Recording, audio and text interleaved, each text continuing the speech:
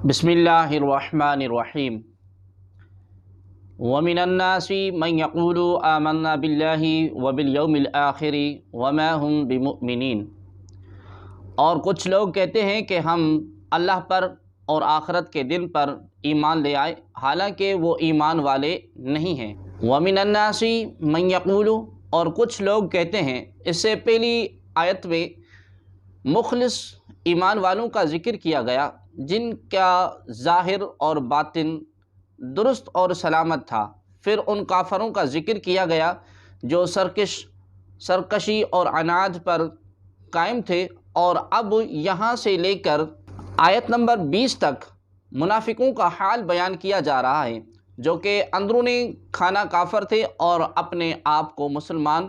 ظاہر کرتے تھے۔ اس آیت کا خلاصہ یہ ہے، کچھ لوگ اپنی زبانوں سے اس طرح کہتے ہیں کہ ہم اللہ تبارک و تعالیٰ پر اور آخرت کے دن پر ایمان لے آئے ہیں، حالانکہ وہ ایمان لانے والے نہیں ہیں،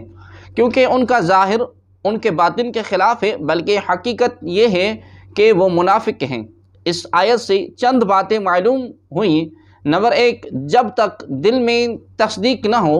اس وقت تک ظاہری اعمال مومن ہونے کے لیے کافی نہیں ہیں۔ نمبر 2، جو لوگ ایمان کا دعویٰ کرتے ہیں اور کفر کا اعتقاد رکھتے ہیں سب منافقین ہیں۔ نمبر 3، یہ اسلام اور مسلمانوں کے لیے کھلے کافروں سے زیادہ نقصان دہ ہیں۔ وَمِنَ النَّاسِ، اور کچھ لوگ، منافقوں کو کچھ لوگ کہنے میں اس بات کی طرف اشارہ ہے کہ یہ گروہ بہتر صفات اور انسانی کمالات سے ایسا عاری ہے کہ اس کا ذکر کسی وصف اور خوبی کے ساتھ نہیں کیا جاتا، بلکہ یوں کہا جاتا ہے کہ کچھ لوگ ہیں۔ اس لیے انبیاء کرام علیہ السلام کو محض انسان یا صرف بشر کے لفظ سے ذکر کرنے میں ان کے فضائل اور کمالات کے انکار کا پہلو نکلتا ہے، لہذا اس سے اجتناب لازم ہے۔ اگر آپ قرآن کا مطالعہ کریں تو معلوم ہوگا کہ انبیاء کرام علیہ السلام کو صرف بشر کے لفظ سے ذکر کرنا کفار کا طریقہ ہے، جبکہ مسلمان انبیاء کرام علیہ السلام کا تذکرہ عظمت اور شان سے کرتے ہیں۔ یخادعون اللہ والذین آمنوا وما یخدعون الا انفسهم وما یشعرون، یہ لوگ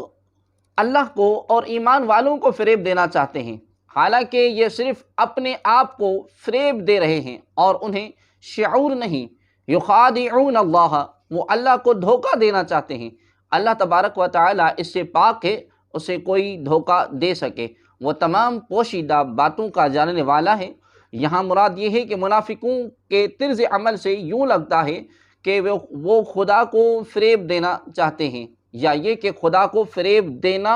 یہی ہے کہ وہ رسول اللہ صلی اللہ علیہ وآلہ وسلم کو دھوکہ دینا چاہتے ہیں، کیونکہ حضور پر نور صلی اللہ علیہ وآلہ وسلم اللہ تبارک و تعالیٰ کے نائب اور خلیفہ ہیں، اور انہیں دھوکہ دینے کی کوشش گویا خدا تبارک و تعالیٰ کو دھوکہ دینے کی طرح ہے۔ لیکن چونکہ اللہ تبارک و تعالیٰ نے اپنے حبیب کریم صلی اللہ علیہ وآلہ وسلم کو منافقین کے اندرونی کفر پر مطلع فرمایا،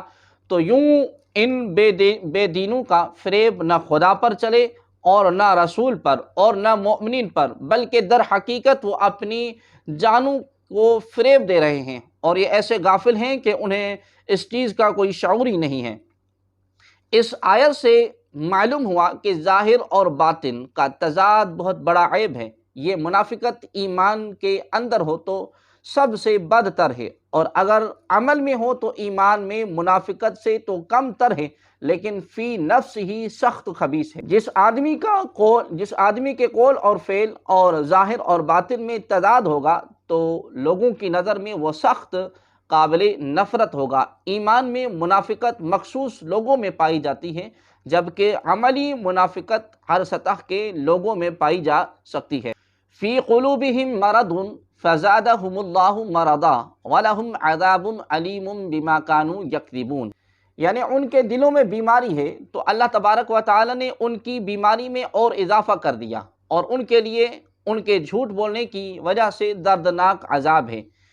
فی قلوبہم مرض، ان کے دلوں میں بیماری ہے۔ اس آیت میں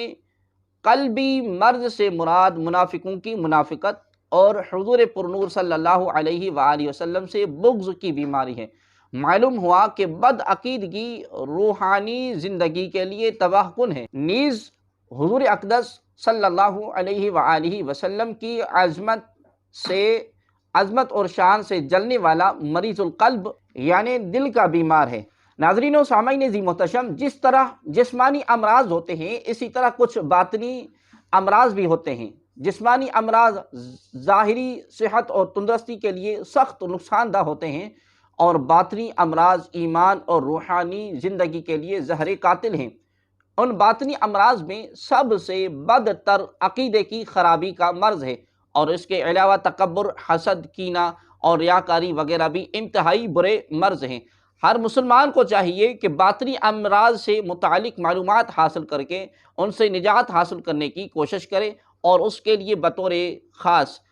حضرت سیدنا امام غزالی رحمۃ اللہ تعالی علیہ کی مشہور کتاب احیاء العلوم کی 3 جلد کا مطالعہ بہت مفید ہے۔ فزادہم اللہ مرضا، تو اللہ تبارک و تعالی نے ان کی بیماری میں اور اضافہ کر دیا۔ مفسرین نے اس اضافے کی مختلف صورتیں بیان کی ہیں۔ ان کی 3 صورتیں یہ ہیں کہ نمبر 1،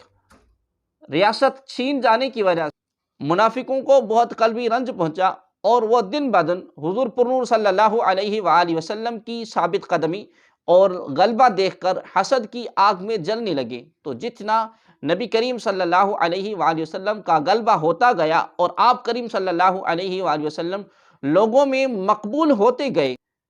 اتنا ہی اللہ تبارک و تعالی نے منافقوں کے رنج اور غم میں اضافہ کر دیا۔ نمبر 2، منافقوں کے دل کفر، بدعقیدگی اور نبی کریم صلی اللہ علیہ وآلہ وسلم سے عداوت اور دشمنی سے بھرے ہوئے تھے۔ اللہ تبارک و تعالی نے ان کی ان چیزوں میں اس طرح اضافہ کر دیا کہ دلوں پر مہر لگا دی، تاکہ کوئی وعظ اور نصیحت ان پر اثر انداز نہ ہو سکے۔ نمبر 3، جیسے جیسے شرعی احکام اور نزول وحی میں اضافہ ہوا اور مسلمانوں کی مدد اور نصرت بڑھتی گئی، ویسے ویسے ان کا کفر بڑھتا گیا، بلکہ ان کا حال تو یہ تھا کہ کلمہ شہادت پڑھنا ان پر بہت دشوار تھا، اور اوپر سے عبادات میں اضافہ ہو گیا اور جرموں کی سزائیں بھی نازل ہو گئی، جس کی وجہ سے یہ لوگ بہت بے چین ہو گئے تھے۔ وَلَهُمْ عَذَابٌ عَلِيمٌ بِمَا كَانُوا يَكْذِبُونَ، اور ان کے لیے ان کے جھوٹ بولنے کی وجہ سے دردناک عذاب ہے، یعنی اللہ تبارک و تعالی اور آخرت پر ایمان لانے کا جھوٹا دعویٰ کرنے کی وجہ سے ان کے لیے جہنم کا دردناک عذاب ہے۔ اس آیت سے معلوم ہوا کہ جھوٹ بولنا حرام ہے،